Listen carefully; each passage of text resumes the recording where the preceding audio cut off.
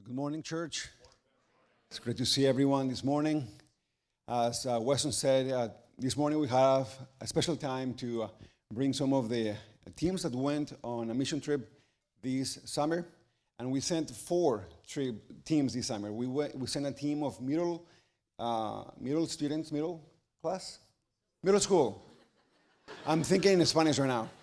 Middle school students to Pittsburgh.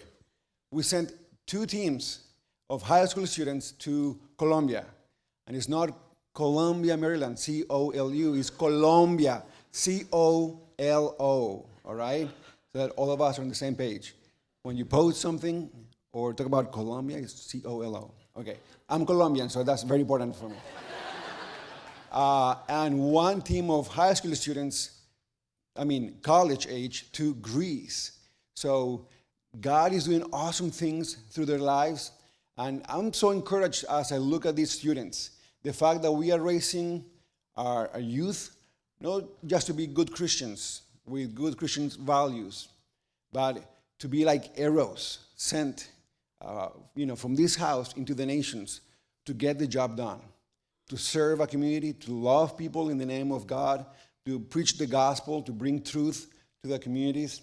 And as I see them and as I look at our church, I'm encouraged as I read Psalms 127. And I just want to read a couple of verses from that psalm. It says, "Behold, children are a gift of the Lord. The fruit of the womb is a reward. Like arrows in the hand of a warrior, so are the children of one's youth. How blessed is the man whose quiver is full of them." So our students, our young people, are like arrows in the hands of a mighty warrior. And they're in the hands of the Lord. He is the mighty warrior. And we are raising them up to be sent into the nations. And so my encouragement for all of us as we hear these stories is to continue raising our children, raising our youth, to say yes to Jesus. I believe that among our young people, we have the next pastors and teachers and missionaries and prophets. God is going to raise leaders to make an impact in the world, and it's going to be awesome. So let's hear from a team from Colombia first. We're going to watch a video, and then they will come up.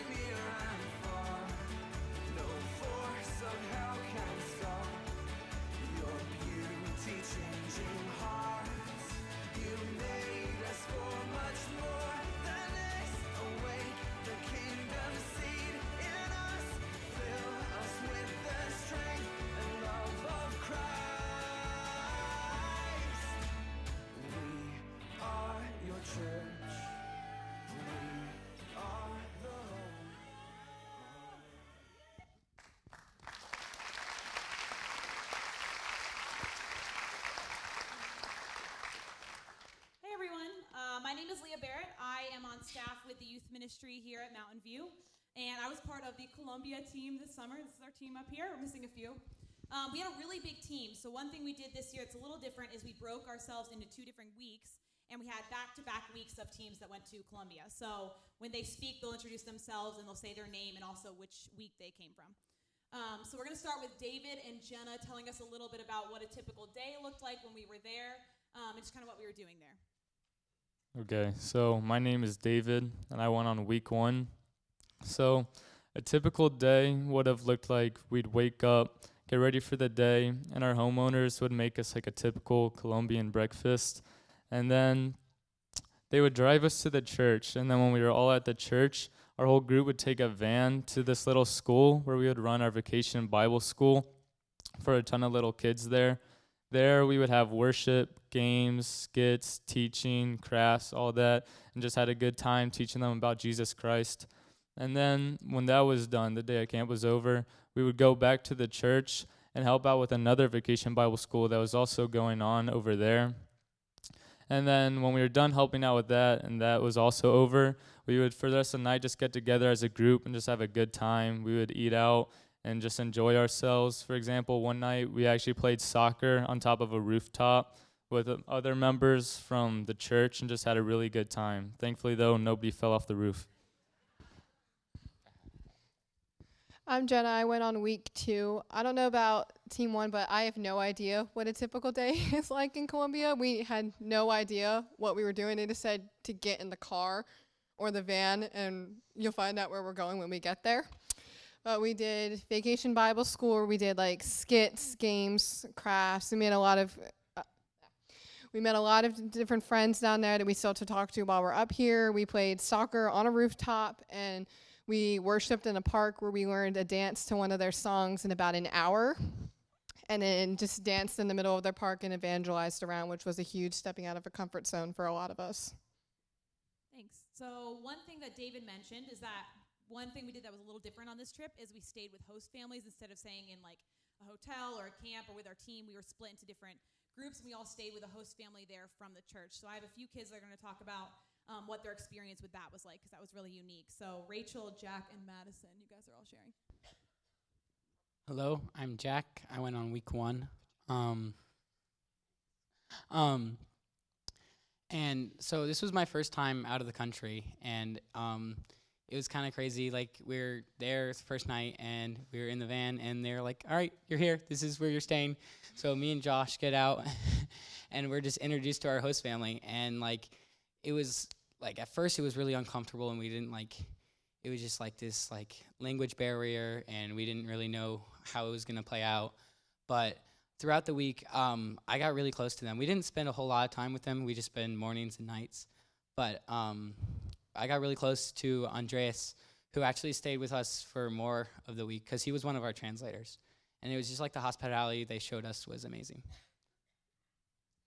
So my name is Rachel, and I went on week 2, and similar to week 1, we had no idea who our host family was, and we didn't even know who we were staying with. And so when we got in the van and we actually got to Colombia, Tucker had the list, and he said, all right, so here's who you're going to stay with, and here we go. And so when you get to your host family, Hannah and I were actually the last ones to get out of the van and go to our host family, and there was 3 generations in this little, kind of like a condo, but even smaller than that, and there was the mom and the dad and their 2 adult kids, and then they had grandkids. And then on top of that, they were but they had another kind of like exchange student, so there was a whole bunch of us in this house. And the one thing to add on with the language barrier is it was so amazing to see the love that they had for us when we were talking to them and when they were also talking to us, because there were times we had no idea what we were saying to each other, and at times we would just laugh, and that's all we did. But it was just so much fun to see all of the hospitality that they had for us, and especially for even the other groups that weren't staying specifically in that house. So it was just really cool. Sorry. I'm Madison. I went week 1, and I stayed with Leah at our host family. And starting, going there, it was really, I was really nervous just because, I had no idea where I was going. We were just, it's so different than America. The houses are just so different, and they're very small. And we met our host family, and they didn't really say a lot to us, and then we just kind of, went to bed. And that was pretty much it. But then, the next morning, they made us, a good breakfast, and it was, they were trying so hard to, talk to us, and we were, trying to communicate with, the language barrier, and we were able to. And by, the next day, the dad was, making jokes and, laughing at how I ate or something. It was really fun because, they just welcomed us into their family. Yeah, I think me and Madison had the best host family, just saying. We did. So I know a lot of you guys could share something for this one. I would love to hear. I know everyone would love to hear like what you guys got out of this trip. But we're gonna have 3 of you share about a way that you saw God work, or a way that something that you learned about God that impacted you on this trip. So Josh, Kaylin, and Abby are all sharing for this one. So I'm Josh. I went on week 2, and as you've probably sensed from the other people in front of me, yeah, we had no idea what we were doing there. We just kind of rolled up, and we're like, we don't have a schedule, and we're being told where to go. Multiple times during the week, I asked Tucker. He's like, he's a leader. He should know what we're doing. And he's like, your guess is as good as mine. I have no idea. So that really kind of showed me kind of the necessity to trust God for so many things. I don't know where I'm going, but I know that it's there for a reason, and I can trust God that He wants me there. And I got put in situations where I'm out of my comfort zone and stuff, and I found a lot of peace in just knowing God's got it. He's cool. You don't need to know where you're going or what you're doing because God's got you.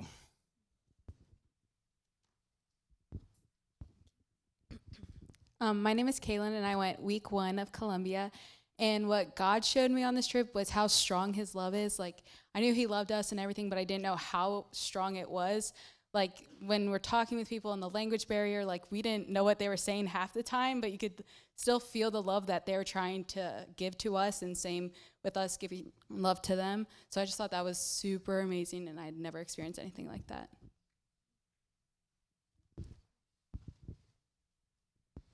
I wanted to share a cool experience, sort of testimony from the trip. There was a girl that I met there, and she was one of the youth from the church. And when I first met her, she was kind of shy and reserved, but she opened up really quickly, and we got really close with each other. And she ended up sharing with me that before the week, by the way, I'm Abby. I was a leader on week 2. And before week 1 came, she said she really hated church, didn't want to go. Her family had to drag her all the time. She was having issues with friends and depression and drugs, and she said she had met Jack and was talking with Jack, and he really impacted her and showed her to look to God and Jesus, and she was sharing that with me, and I was really overwhelmed by it. It was awesome. And then she actually messaged me after the trip and said that she went back to her church the following Sunday and shared her whole testimony with her church, and it was just incredible to see someone who was so far to come to God so quickly. And the song we sang this morning about the outcast finding a family, I feel like that really happened that week, or over the 2 weeks in Columbia. So that was a really cool experience to see. Thanks. So our last question is kind of, I think, more for you guys in a way. We're going to have 2 people share about if they were talking to somebody who was on the fence about going on a missions trip, or thinking about going, or who has never gone before, what would you say to them? So we'll start with Lisette and then Tucker. I'm Lisette. I went on week 2, and I would definitely recommend it. I went in thinking nothing would happen to me, like just go on and get off the trip, and it really did change me. It was definitely worth it. It gave me a better and new perspective on a lot of things. I'm Tucker, and I went on week 2. I think especially if you are on the fence, that's just God saying to go. I originally was not planning on going on this trip, and I think I was actually probably the last person to sign up. But I think my call came from the fact that when the missions were first announced last summer in the fall, I went through it and I was like, all right, I want to do this one trip, and then I made excuses why I wouldn't go to Columbia or couldn't go to Columbia. And I think through the excuses was just a way that God was calling me. He ended up putting it all together to go on this trip, and I experienced things that I didn't think were going to happen. I expected to get closer to Him and the students here, but on top of that, I feel like my marriage grew, and I built relationships with people down there despite a language barrier, and it was just an incredible blessing. So I definitely encourage anyone, if you can think of an excuse not to do something, that's the reason you should go. Thanks for sharing, guys. So I just wanted to say, Columbia was an amazing trip. I was incredibly proud of every single kid that went on this trip. God is moving in their lives, and God is moving in the lives of our leaders and in the people of Columbia. And you guys are a big part of that. And so one of the things that's really cool is we're only the first trip to talk tonight, or to this morning. I keep saying tonight. This morning. And we have 2 more coming up afterwards and talking about different parts of the world that they were able to go and serve. And so before we take our team off, I just wanted to say on behalf of our team, a lot of you guys supported us. A lot of you guys are praying for us. So thank you for that. Thank you for listening to us. And just thanks for being a part of our team.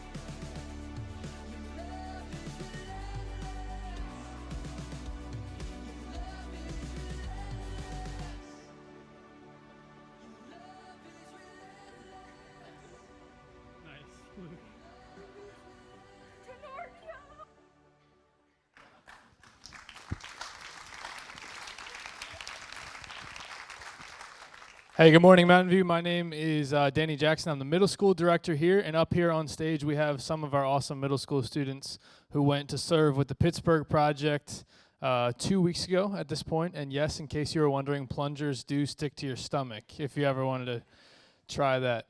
So hey, we wanted to tell you a little bit about our experience serving there. So Haven, I think you're going to share first.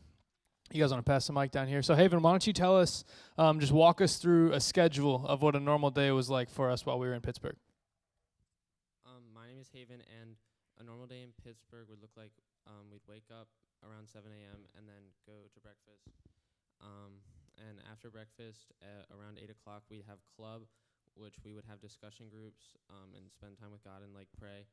And then there was a little skit they had, and we would get sent off for our work day. And that would be for about 8 hours. They allotted that time. We weren't there for actually 8 hours because of the drive and stuff. And so we were there and we would do work. And after that, we came back and had free time for a couple hours before dinner. And then during free time, we would play games like Foursquare or Gaga. And at dinner, the food was okay. It was fun.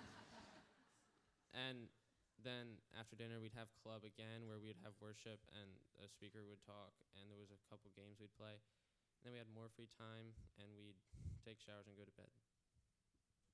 Sometimes take showers and go to bed. Very rarely. Good job, Haven. Thank you.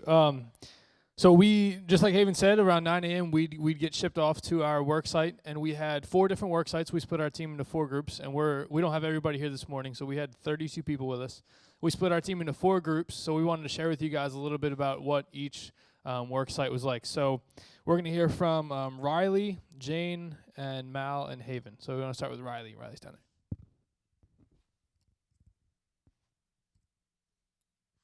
I'm Riley. Our work site, it was interesting. There was a lot of weeds everywhere, everywhere. It was growing on the house and the fence. It was a lot of work, but it was definitely worth it. We had to paint everything. Our homeowners, they were interesting. We didn't really get to know them much because they weren't really around. All I know is that Miss Kelly, she has cancer, and Mr. Williams, he's paralyzed, I think. All I know about him is that he played basketball in high school, and that's it. So, yeah.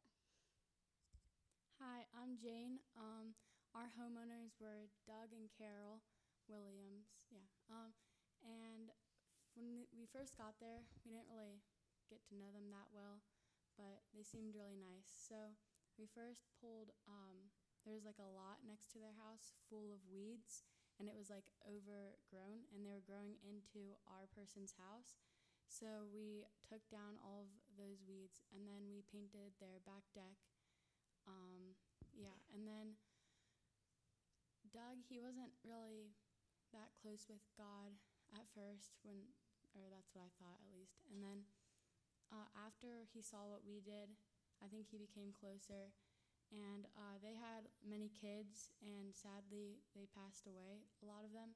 So Carol was really confused, like why God did that to her, but we explained to her like he did everything for a reason, and yeah, it was really cool getting to know them.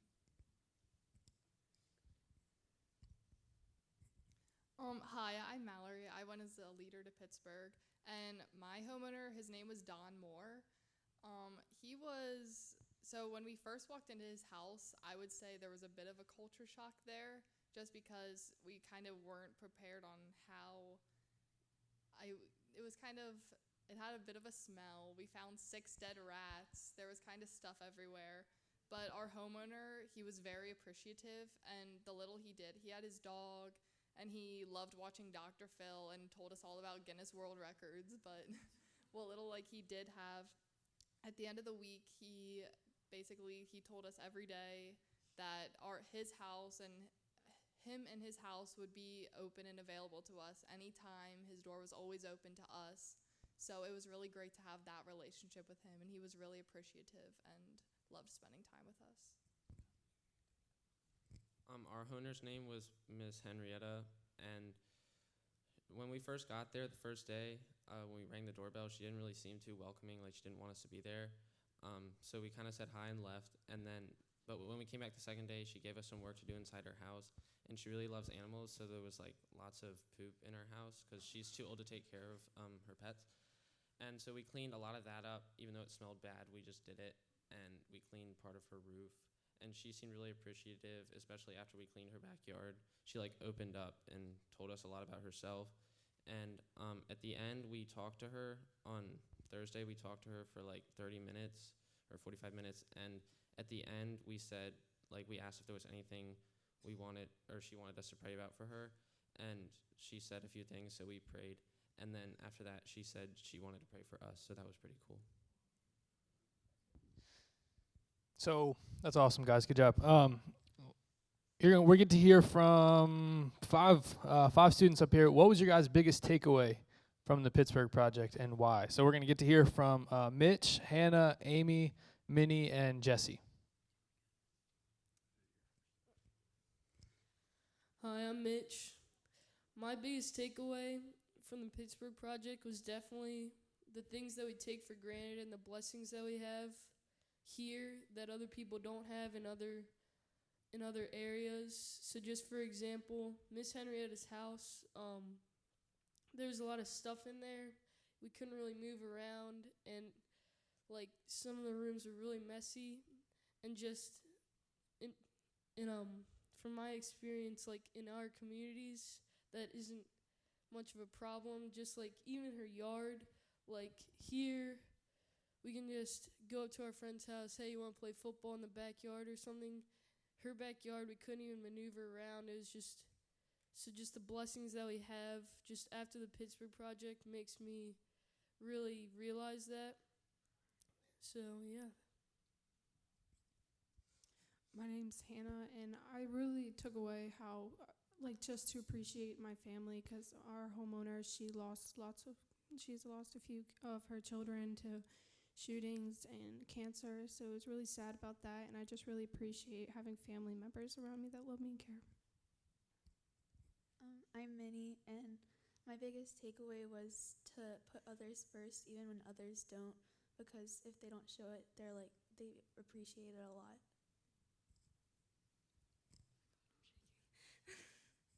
Okay, I'm Amy. Something that I'm really taking away is being thankful for the community around me that I have, because like what Hannah said, my homeowners' kids were killed in like shootings or cancer and stuff. So I really see how like community impacts me and how I live and stuff like that. You can pass the mic down here. It's Jesse's turn. He's so happy. He's so happy to get to speak. So I'm Jesse. I used to think that America didn't have a whole lot of poverty, but it does, and yeah. Any of the leaders, you guys want to share something? Jason, I think you want to share something. Here, you can pass it down.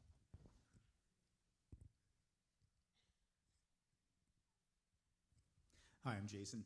I had two things that I took away. The first thing was that the Pittsburgh Project is doing an amazing work in Pittsburgh. Their whole goal is to bring revival to Pittsburgh, and they are. I went to multiple coffee shops looking for good coffee. We took the kids to 7-Eleven on 7-Eleven Day to get Slurpees, and every time we got out or I talked to anybody about why I was in Pittsburgh, they were amazed and super thankful and loved what the Pittsburgh Project was doing. So that was amazing to me, that they are being the light and they are bringing change to Pittsburgh. And the second thing is that I didn't know what I was going to get into with middle schoolers coming into this.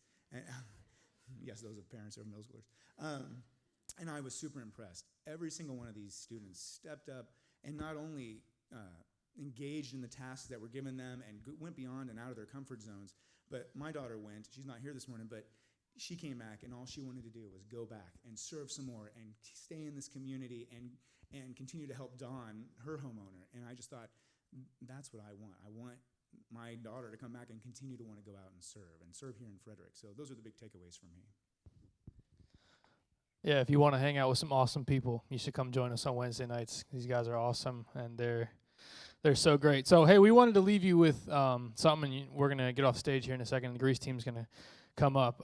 Part of the passage of Scripture that we memorized as a team this week was out of Philippians chapter 2. We memorized Philippians 2:12 through 18. But one of the verses we focused on was verses 14 to 15. And we want to leave you with this. Paul says, he says, "Do everything without grumbling and arguing, so that you may be blameless and pure, children of God who are faultless in a warped and crooked generation, among whom you shine like stars in the world." And you guys got to hear from some of these students up here, but we were so proud of them. I mean, some of them were literally picking up poop for like hours, and it smelled really bad. Picking up dead rats who were waterlogged and also smelled fantastic. And we didn't hear any complaining from them. It was hot, it smelled bad, and we didn't hear any complaining, and they just did so awesome. And it got us thinking about the verse, and we just wonder how crazy of an impact Christians would have on the world if we just didn't complain. Paul says that you'd shine like stars in the world. How crazy it would be if you actually didn't complain and had a huge impact on the people around you. So that's the challenge that the Pittsburgh team wants to leave you with this week, just to be thankful for what we have here and to not complain. So thank you.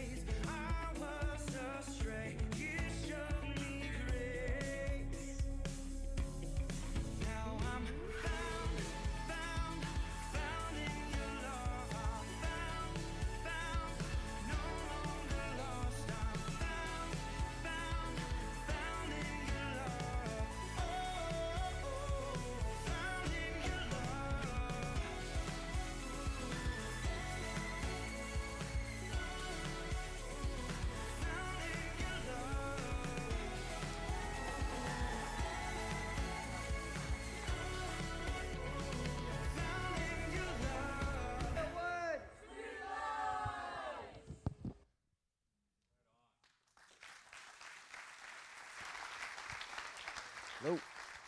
Hey, everyone.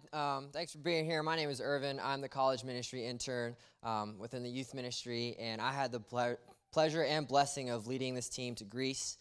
This was our third trip to Greece. We went for the first time 3 years ago, and then we went again last year. And so it was amazing to see what God was doing and has been doing there. We memorized, our memory verse was 1 Corinthians 1:18 through chapter 2, verse 5. Some of us made it, some of us didn't. It's okay.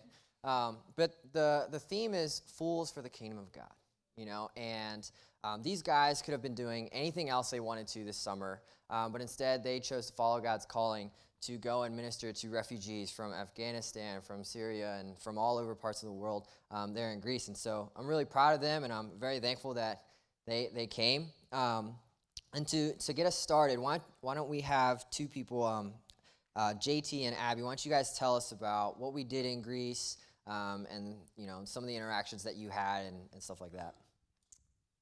So we started out, we got there later at night, and we just jumped right into a festival. It was a water festival, so we just played with kids, and we had like water games and stuff to play with. And then after that, me and two other guys, Keenan and Kyle, we were commissioned to build a wall. We turned one room into two so they could have like a classroom office, and that's what we did for the next 2 days during the day, and then we still had festivals at night, so we were pretty busy through that. And then I think the other part of the team was cleaning up the roof for one day, and they said that was pretty awful.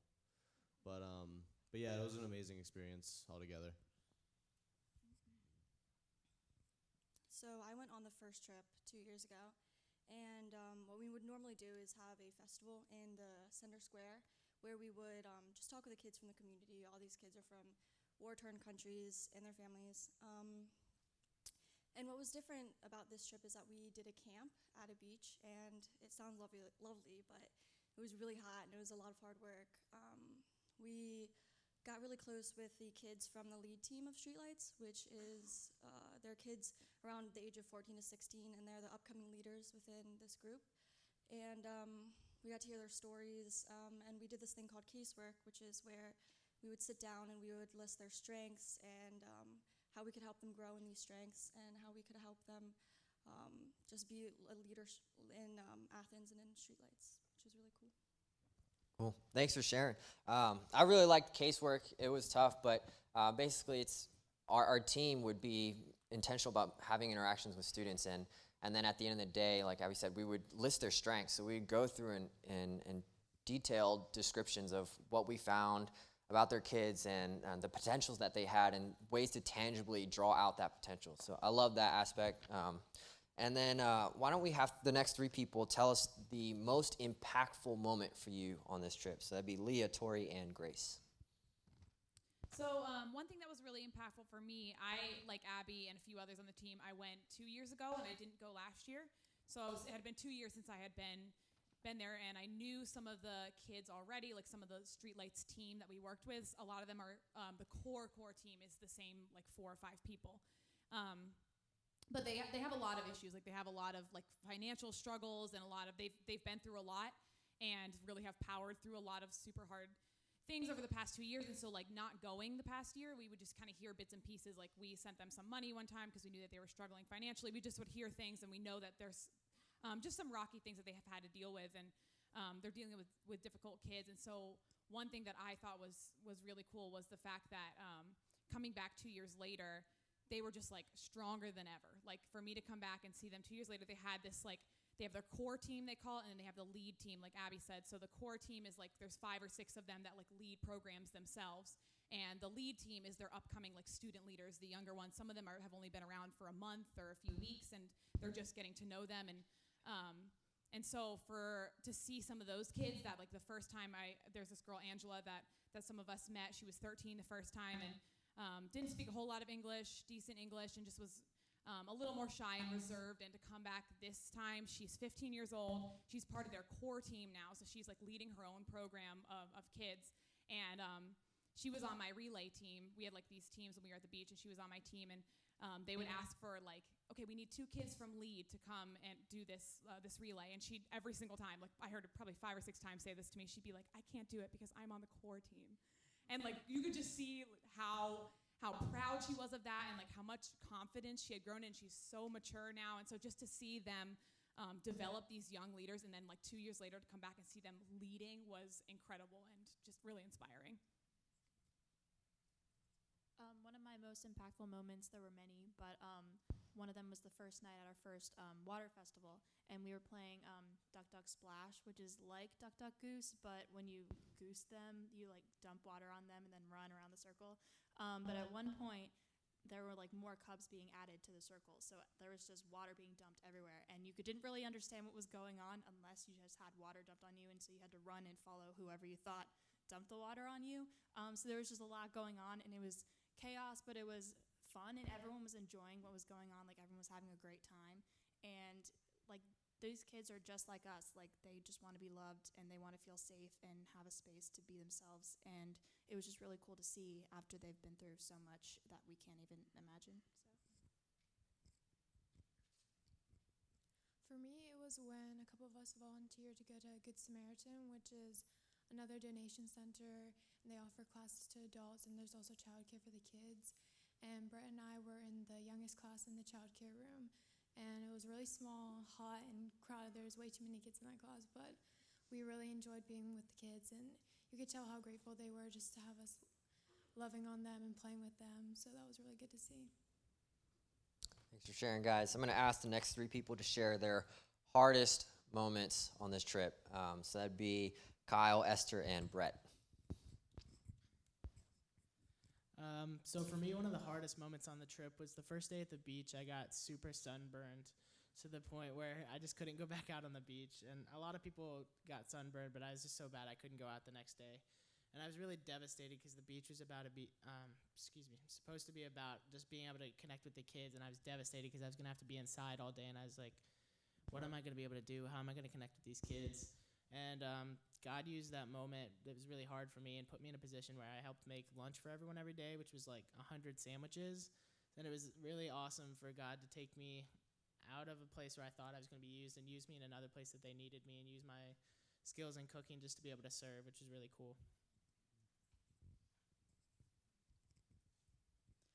I hurt my knee probably 3 months before I even signed up to go to the trip, and I was told that it was going to be better by the time I went on the trip, and so I thought it was. And then I got news that I was going to have surgery probably 2 weeks before we left for Greece.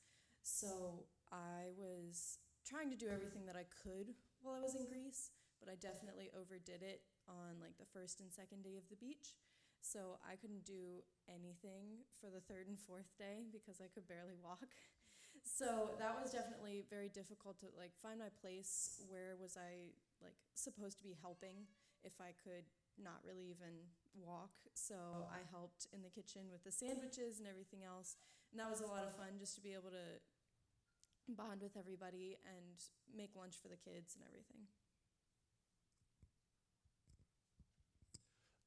Yeah, I'd like to agree with Kyle and Esther about the first day on the beach was really, really rough because we had gotten up early around like 5:30, and we had packed all our stuff up, and we went on public transportation like 45 minutes out of Athens to the beach place, and we were out there for like 8 hours with kids and swimming and running around, and it sounds like amazing until you consider the fact that it is hot, and a lot of us did not properly apply sunscreen and got really badly burned, which came back to bite us the next few days. But yeah, and then we went back to the place where we were staying, and it was hot. We weren't sure if the AC was going to work. There were ants on the beds. The 2 bathrooms had open ventilation between them, between the guys and the girls, and so you could hear everything the girls were saying in their bathroom, and they could hear everything you were saying. And the water pressure was really, really bad when more than one person was showering at the same time. But yeah, I was just thinking how we're going to survive, but we did. So. Future note, if you're going on a trip that involves a lot of sun, pack SPF 100. I don't know what they were thinking doing 30 and 50.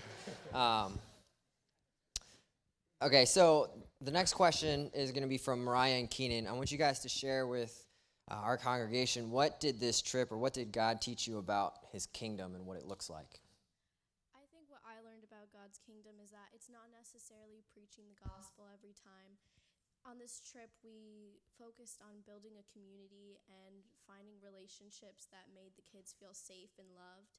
And it was just really impactful to see these kids being loved on after such a hard past. And it just meant so much to them. It was so evident. Like we've kind of been talking about, there's just like a deeper motivation for these people. I know we were there for 10 days, but just how powerful God's Spirit is in these people. I mean, this ministry's been open for 4 or 5 years, and I don't think they've ever stopped for a vacation, maybe once. You know, these people do this all day, every day. They do festivals almost every day of the summer. These kids are taking up their time, not working jobs. They're choosing to work for this Christian organization, and I just think that's like amazing, because a lot of us are out here just getting jobs, hanging out this summer, going on vacation, and these kids would rather spend time with younger kids from war-torn countries, you know. So I just think that's amazing what God's kingdom is doing, you know. Cool. Last question, and we're going to hear from Grace and Brett. What is God calling you to next based off of this experience that you had in Greece? Well, I would like to go back, which is something I didn't think I was going to think by halfway through the trip or even before the trip, because I was really nervous. But now that I've gone there and I've really grown in maturity and I've made connections there and I've really fallen in love with streetlights and with Greece, and I really want to go back, if not next year, the year after that, or maybe even both, who knows, but I just want to go back. Like Brett, I do think that for me, I'll be going back at some point. I'm still trying to process everything that I learned from the trip and what God is teaching me, but I do think that going back is a good start, and it will potentially teach me what I want to do in the future, and if that involves like longer term missions at all. So Thanks, guys. You guys can go sit back down. And so I love this question. I love asking this question to people, and it's, what is God calling you to next based off of what you've just experienced, you know? And it's always because this question is, the answer of this question is full of hope, it's full of expectation, it's full of excitement, and sometimes even nervousness, you know? And what Brett and Grace just brought up about going back again, you know, to me, I think they're crazy because it's expensive. You could get a job during the summer. You know, you could spend time with family. You can be at home in a nice AC'd room and have good water pressure and all that stuff. And so when they brought up that stuff, it just reminds me of a student who didn't come back with us. We left her there in Greece. I'm not even kidding. Her name is Jossie, and she's going into her sophomore year of college. For this trip this year, I didn't even think about asking her to go because it would be her third time going. And then she approached me when the applications came out, and she said, "Hey, Irv, I'm thinking about Greece." And I was like, "What? Are you crazy? It's a lot of money, blah, blah, blah." And she's like, "But I want to stay longer." And I said, "Oh, what?" She said, "Yeah, I want to stay for the whole month of July." And so when we, you know, on our last day, we said our goodbyes, and we're like, "Okay, see you, Jossie. See you in August." You know, we left her because she felt God's calling from the previous trips to go and stay for a longer term in Greece, to minister to refugees, to learn about what God is doing and a different way of ministering. And so Jossie, you know, she answered God's call faithfully because she was willing to ask herself, what is God calling me to do next? And so the Greece team and I and our youth ministry team here, we want to ask you guys that question. What is God calling you to next? For some of you, that's to go on an impact mission trip with us next summer. For some of you guys, that's to take the next step to serve in our church. But for some of you guys in the room, and I'm specifically now talking to the youth, maybe that's God. Maybe God's calling you to come all in and join in on what he's been doing in our youth ministry. We have a fantastic youth ministry staff. We even got a summer intern up here, you know, who has also grown up in our youth ministry and all that stuff. And we have amazing youth volunteers. Some of them, like Tucker, Marissa, and Abby, went on the trips to Colombia. So I just want to challenge you guys, the youth in this room, ask yourself, what is God calling me to next? And if that is to join in our youth ministry, come talk to us. We are more than happy to share with you. Weston's holding our summer calendar, and we'll have that up in our hands in the back, and you can also come find us up front after the service ends. So yeah, please consider asking yourself that question, what is God calling me to next? And thank you so much for partnering with us for our mission trips, and now Danny's going to close us out in prayer.